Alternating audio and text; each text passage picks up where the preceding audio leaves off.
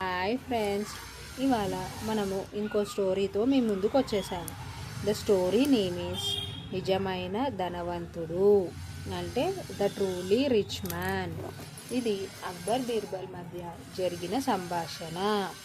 ఒకరోజు చక్రవర్తి అయిన అక్బర్ తన సభలో ఒక ప్రశ్న అడిగాడు. ఆ ప్రశ్న ఏమిటంటే, మన రాజ్యంలో నిజమైన ధనవంతుడు ఎవరు అని.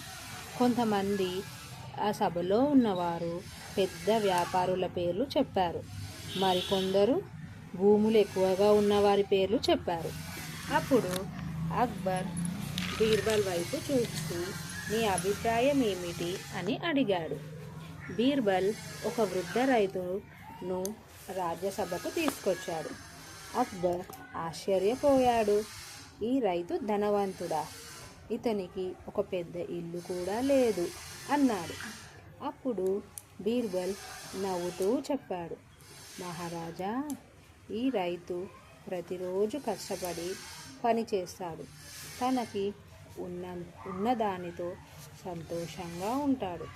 ఇతరులకు కూడా సహాయం చేస్తాడు. ఎప్పుడూ అసూయపడడు. సంతృప్తిగా ఉన్నవాడే నిజమైన ధనవంతుడు. రైతు వినయంగా తల వంచాడు.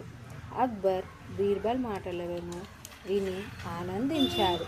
నిజమే బీర్బల్, సంపద కేవలం బంగారం కాదు, బంగారం డబ్బు కాదు, సంతోషం మరియు సంతృప్తితో కూడా కొలవాలని అని అన్నాడు.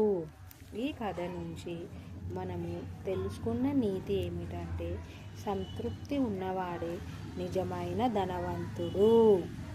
Thank you so much.